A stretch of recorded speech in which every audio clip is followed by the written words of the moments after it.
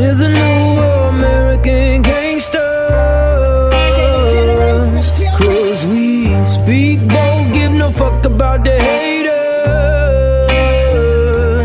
It can take freedom from a cold dead hands. We're locked in low for the last days, 'cause we're the new American gangsters, ready to die for this land. Consistent with my real gender.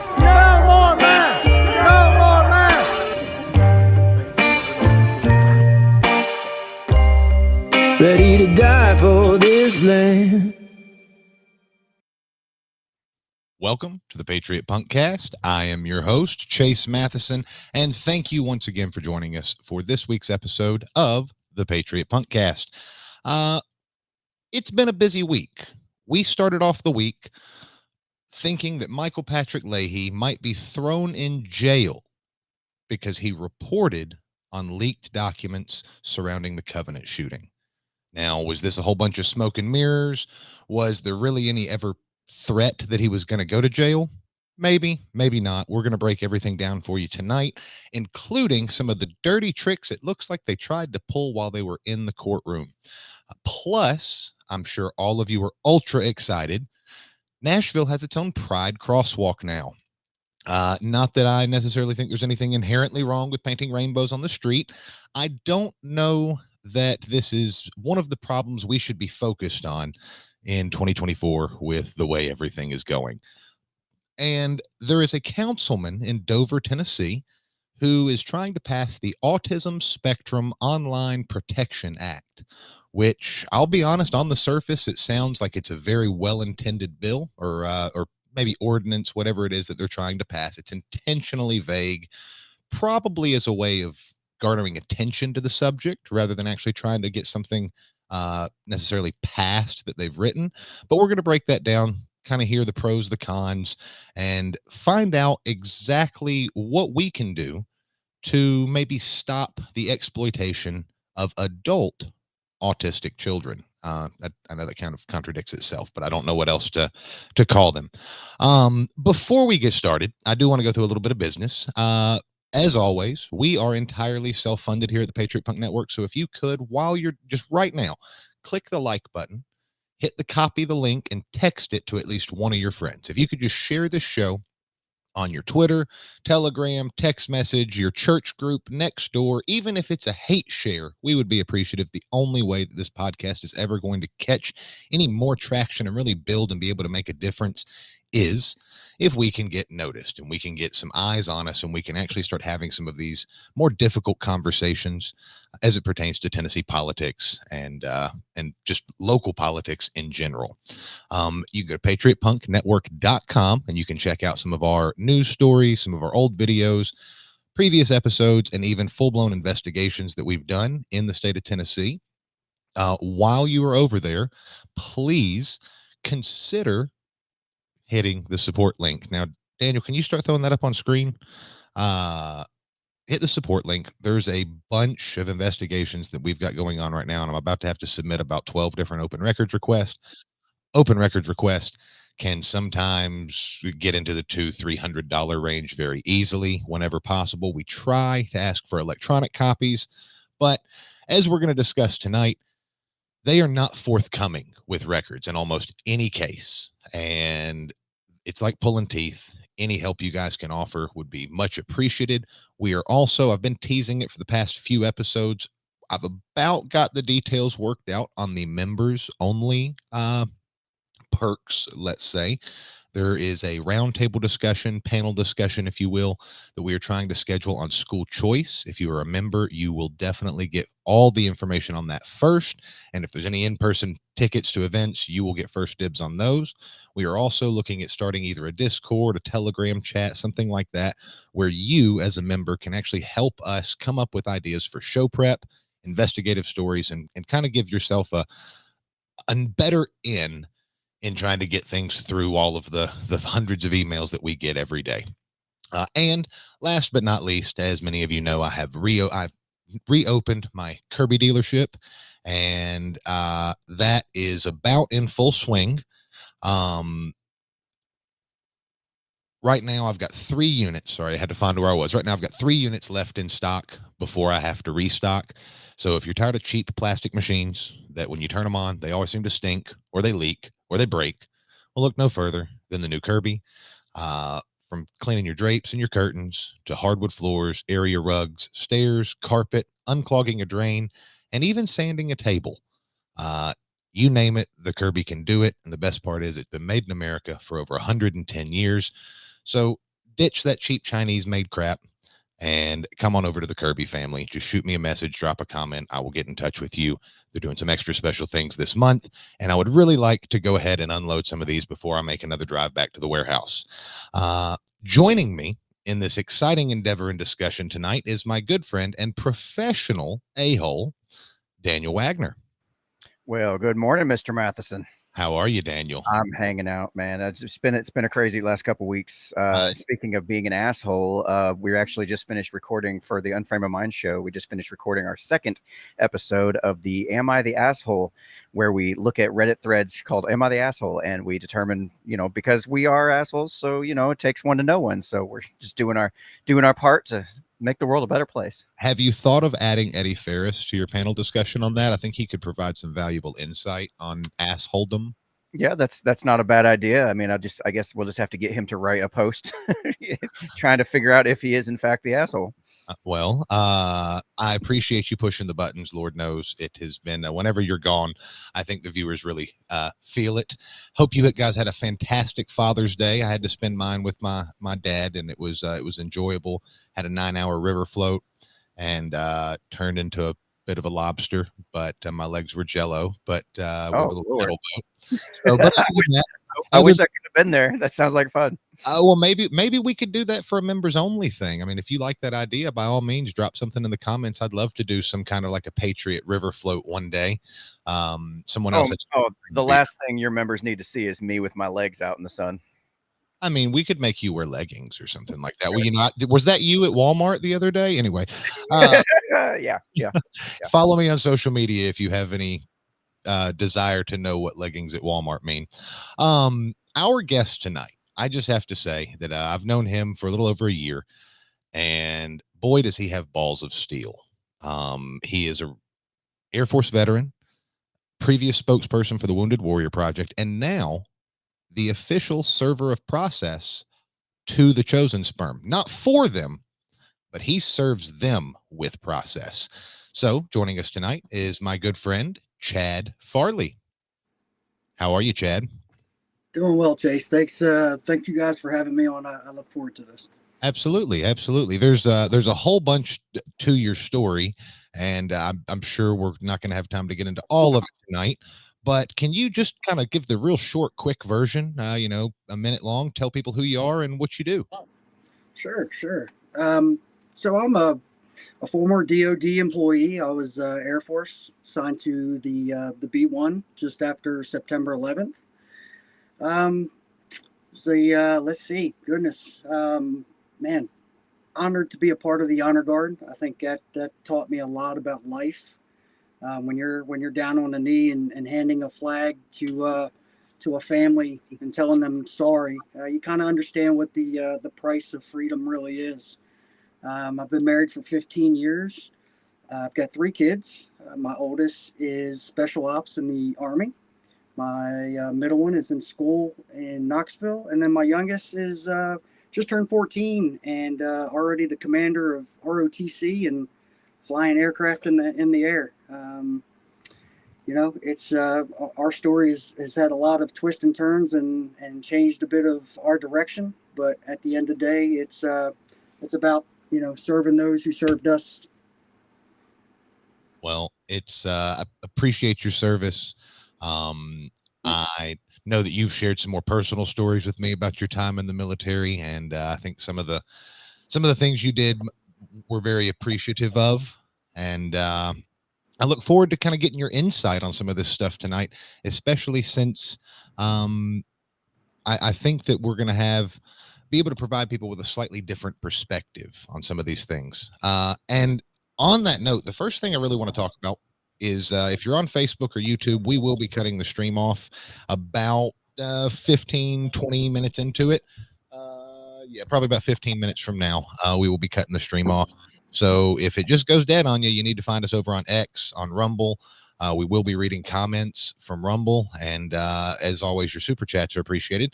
But the first story I want to bring up today, and if Daniel could bring this up from, I believe it's the Herald, we are looking at Michael Patrick Leahy. So Michael Patrick Leahy, for those of you who don't know, is the founder of the Tennessee Star, major conservative publication. They've got radio show.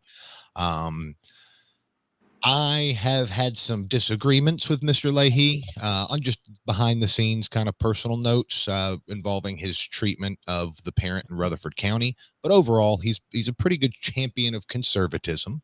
And recently, he's one of the news agencies who is suing under the Open Records Act to get a copy of the Covenant Manifesto. And last weekend, it kind of started coming out that they were looking at charging him with contempt because although he is suing to get these records, someone leaked a lot of those records to the Tennessee Star, and the Tennessee Star did us all a favor and published it. At least that's my interpretation, is that they did us all a favor. Reporter isn't held in contempt over Nashville Covenant shooters writing. So that's the good news. Okay. For those of you who never actually got a straight answer, he was not held in contempt. Oh man. Can you read that for me, Daniel? Cause mine just kicked me out cause I don't have a subscription.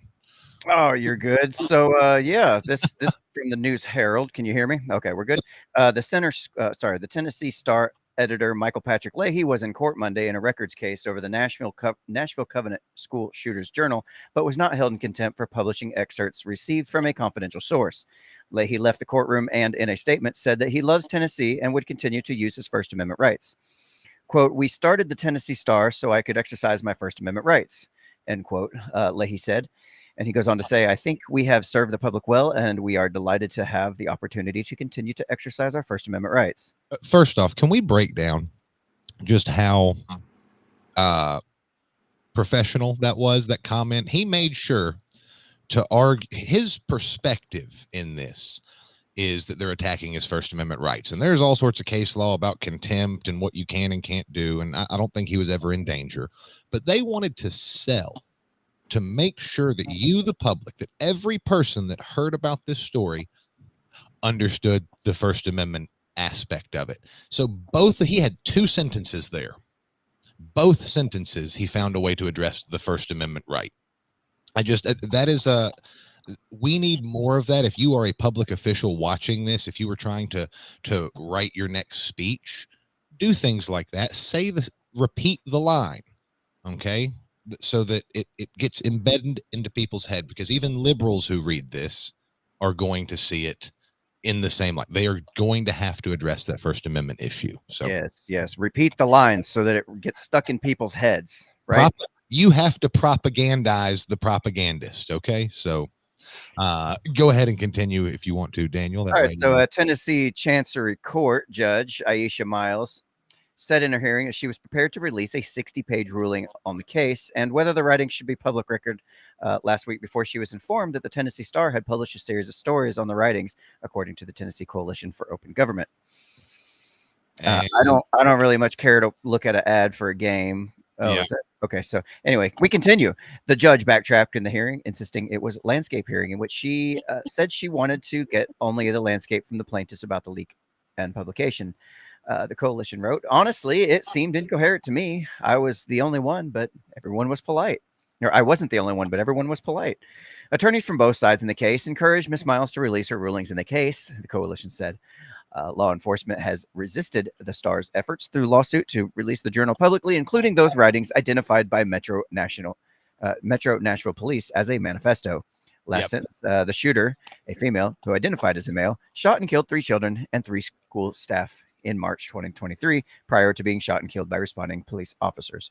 So if you could, and you can take that off the screen, but click that link where it says Tennessee's Coalition for Open Government, or there's a Twitter thread for that same thing, because I want to go through some of the details in this and kind of break it down once we've had a bit of conversation about this. First off, who believes that she had her 60-page ruling ready to go? And, well, you know what? Now I can't release it because there's been a leak. That sounds just like dog ate my homework crap to me. What do you guys think? Kind of a CYA maneuver of sorts. I mean, I don't really know. Like, Chad, you've done a lot of open records requests, haven't you? I have, and on top of that, I deal with, these people that are referred to the open, the Coalition for Open Government. I know this lady, but I've spent the last 3 years up at the Capitol learning how it works. I was a middle-aged guy who never really cared to know how it works, but now that I do, it's all a game, Chase. It's just so knowing how it works, because I'm kind of the same way. It's almost like I watched one too many mob movies and then I realized exactly how the government works.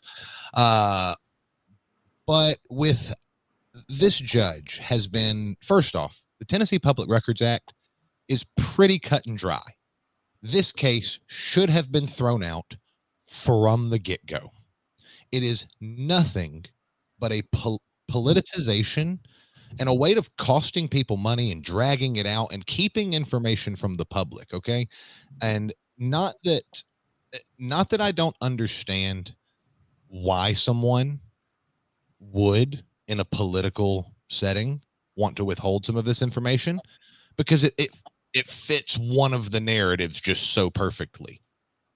I understand that you don't, it's not necessarily a good example. Obviously, not every person who identifies as someone else is crazy. But at the time everything happened, it played into that narrative. No one wants cheap shots to be used against them, or them to be able to use this as a scapegoat for everything.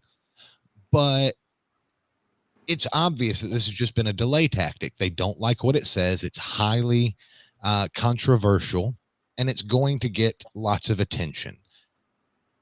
But that's part of it. This person committed these crimes. They killed 6 people.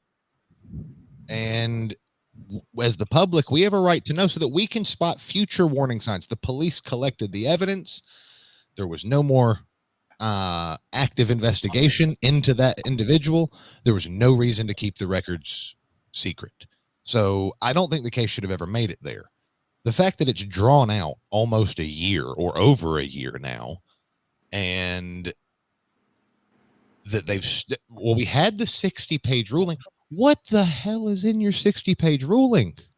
Why do you need 60 pages to say, well, despite all those different legal challenges that you presented, the law is pretty clear?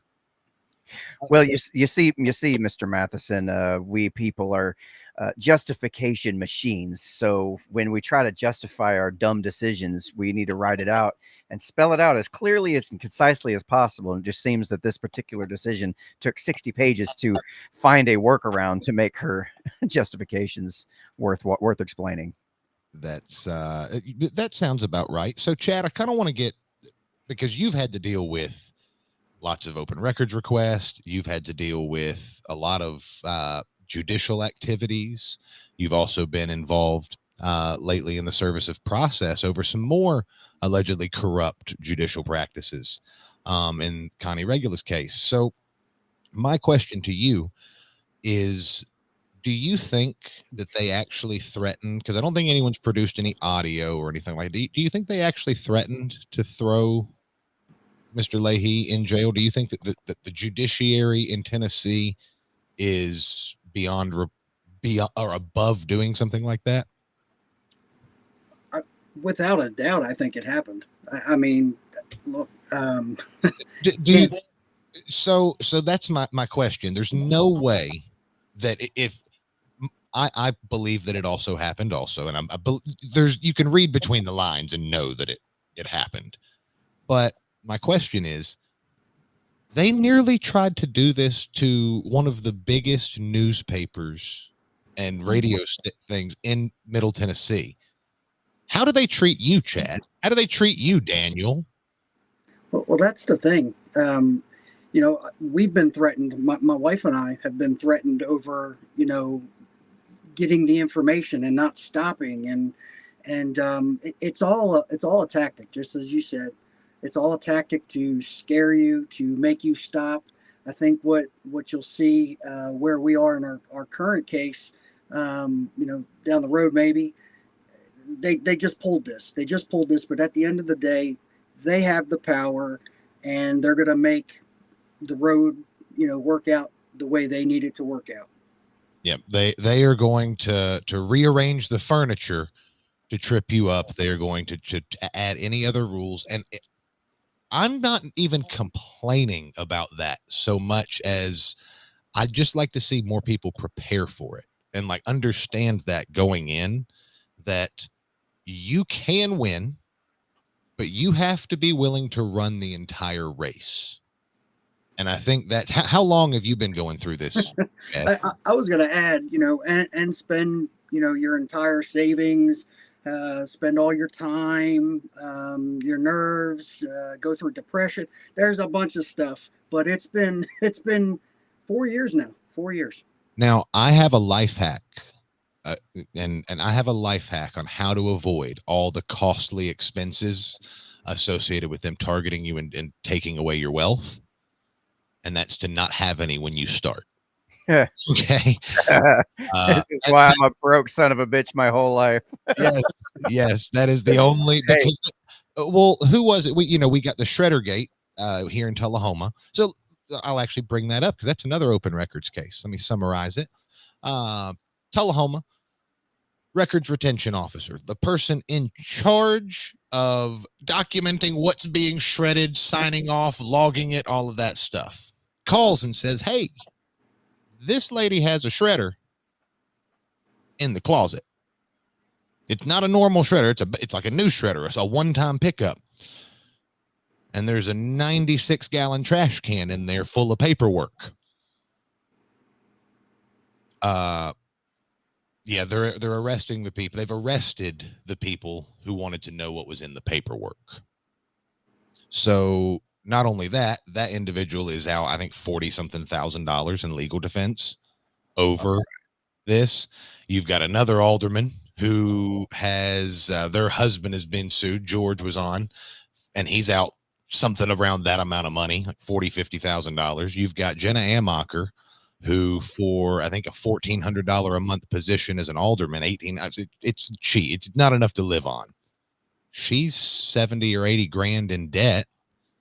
And that's what they do. Chad, what didn't you have a campground? Are you still doing that or?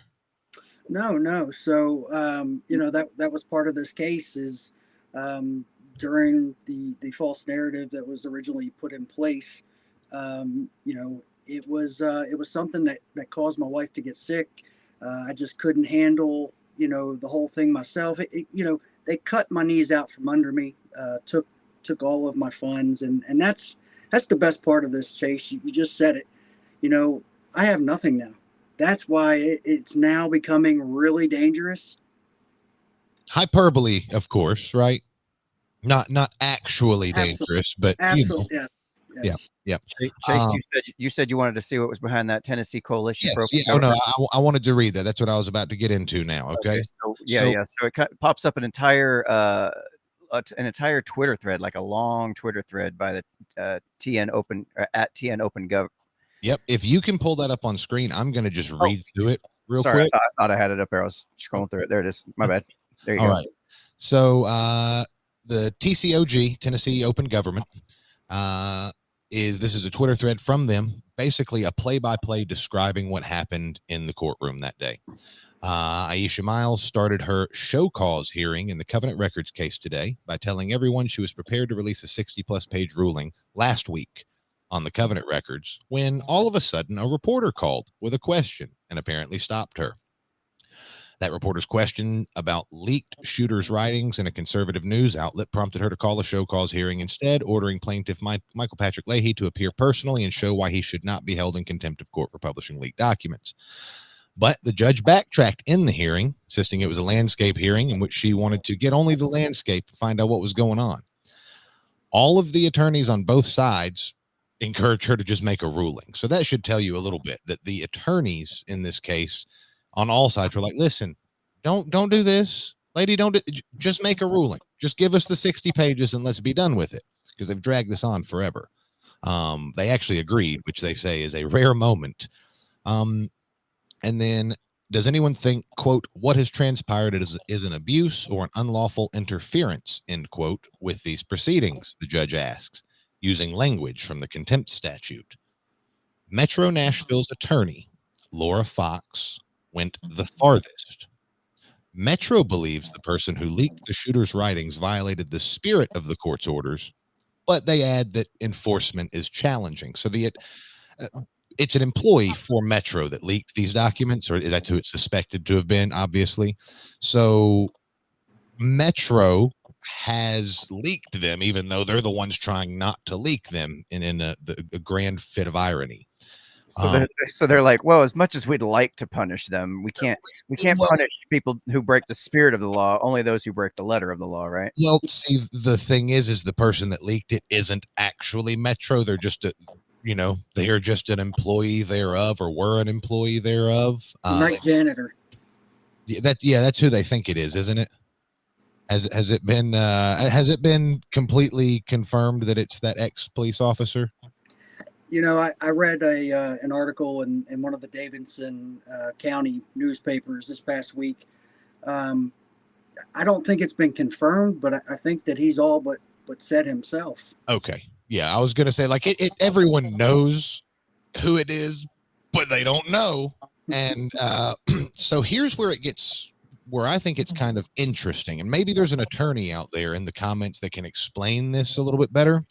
But the attorney for Metro government, they said that the enforcement would be challenging, probably because the party to the case is Metro government, not the individual who leaked the documents. If the individual who leaked them was also a party to the case, then because they're involved in that court case, they could be held in contempt.